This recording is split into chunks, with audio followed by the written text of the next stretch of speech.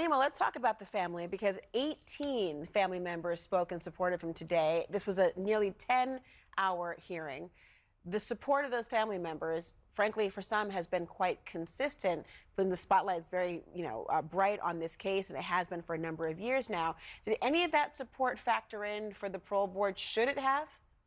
Laura, it did, but they didn't think it was enough. And you're absolutely right. I've never covered a case in more than 20 years where every single living family member of murder victims support release. It's really unprecedented. And really, this result today is surprising for this reason. The brothers had a lot of momentum. And obviously, Lyle has his hearing tomorrow. But in terms of overcoming Nathan Hochman's objection, even getting to the resentencing. Obviously, all the broad public support after the Netflix series Monsters and other documentaries.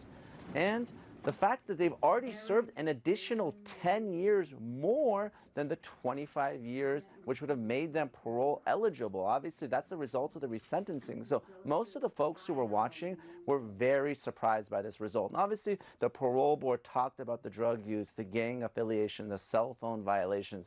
But usually, when you're talking about convicted murderers serving time in Donovan State Prison for 3 decades, those types of violations are going to be more significant. I think the biggest challenge that they had, Erik had and Lyle will have, is really with respect to their mother, Kitty. On that point, hold on, because on that point, it's a really important one. And before you get into that, some would say that prisoners who have life in prison with no possibility of parole, that survival is very different on the inside in terms of what one must do in order to survive, and that may be factored into this. But on the point of their mother, the parole board pointed to the murder of their mother, and they called him devoid of human compassion, and all the earlier evidence of motivation and predetermination and premeditation and more was under consideration. 3 years from now, though, if killing the mother is a factor today, that won't change 3 years from now. How might that be viewed differently? Would it be viewed differently? I don't think it's going to be viewed differently, Laura. They reloaded and they shot their mother 10 times, including in the kneecaps, to make it look like a mob hit. So the challenge that they have is the lack of empathy, the lack of responsibility, the lying. The brothers still have their habeas petition, so they can't just show up to the parole board and say, we killed our parents because we were sexually abused and wanted revenge. They want to preserve that self-defense argument. And that's part of the minimization that the commissioners pointed to today. They said, well, how can this be self-defense if your parents are watching TV and you shoot them in the back of the head while they're eating ice cream? That's the challenge the brothers have. They do have these other paths to release, and they don't want to abandon them just yet. Well, Neri, in that point for the audience, I want to jump. Okay, I want to jump in here. I will. Because excuse me. I want to explain to the audience one point before I let you jump in. The idea of the habeas. He's essentially saying that there are other legal considerations for somebody who's trying to appeal in other ways to have an opportunity. And so there's this sort of rock in a hard place of trying to admit what the prosecutor wants you to admit, and what you're trying to preserve is your arguments later on. But Neri, on that point, please jump in. Well, I want to say that children who are brutalized and terrorized and traumatized by their parents do not grow up thinking straight and rationally. And their abuse started when they were 5 and 6 years old. It's Roy Rosello, who came forward and proved that Jose Menendez was a vicious pedophile, who told him, you are bought and paid for. You are mine, Who said to me, when I said to him, you know, these guys, they did kill their parents, when he first told me what Jose Menendez did to him, he said to me, their parents killed them first. And their whole life has been a prison. And so I hear people, they keep going back to the killings when they were 18 and 21 years old. They wouldn't be at this point now if society, law enforcement, psychology hadn't recognized that men and women in their teens, until their brain is fully formed, the consequences part of their brain has not developed. When your father, when you're 5 and 6 years old and you refuse to perform oral sex on your father, and he comes back and holds a knife to your neck and tells you that he will kill you if you do not do exactly what he says, Do you think that that child believes their father will kill them if they ever tell or don't do what he says? They do. Mary, The what very you- first yeah. thing, the very first time I met Lyle, he said to me he was regret everything that happened, that he was just stupid, desperate, frustrated, didn't know what he was doing. Who is he now? Who is the man now? Who is Erik now? They are very different people.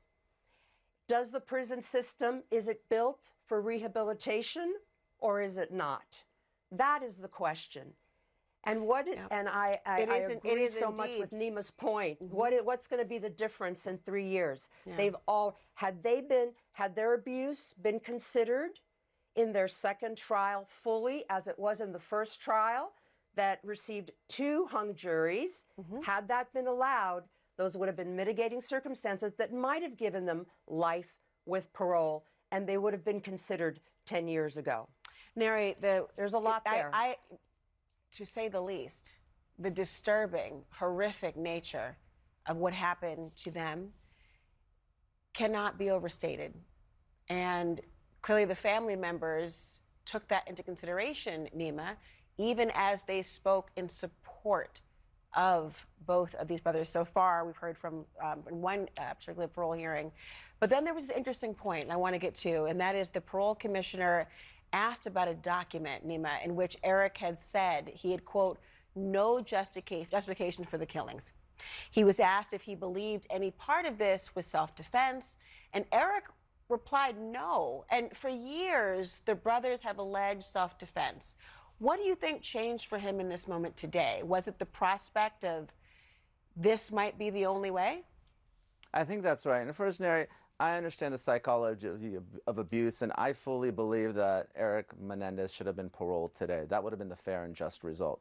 I'm just discussing the legal challenges that they have appearing before this parole board hearing. And one of those is that self-defense argument that they raised for many years. Let's not forget, the brothers were almost executed. This was a capital case, and the jurors spared their life. And I was born and raised in Southern California. I never thought, Laura, I would be sitting here this close to Erik Menendez being released from prison. So everything they've accomplished is really a testament to them, their lawyers, the family members, the public. But this is still a challenge in the case when for years you have lied, you have told a story, and all of a sudden, right before you're considered for resentencing, right before the parole board hearing, you're telling something completely different.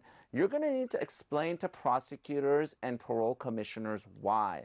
And it was too little, too late in their opinion. And that's why they ended up where they are. I'm not saying they're going to be stuck here forever. And by the way, 3 years is the minimum under California law where you can come back for a parole hearing generally. It's 3 to 15 years. So it's not done with them. Obviously, they have their clemency petition. I can't see Governor Newsom sticking his neck out and pardoning them or commuting their sentence, but who knows? They still have that possibility as well. Tomorrow we will know the fate in terms of, at least for now, the parole. My mind goes to what happens to so many others who are similarly situated, like the Menendez brothers, who don't have the same spotlight. What about those people as well? We'll see. Neri and Neama Rahmani, thank you both.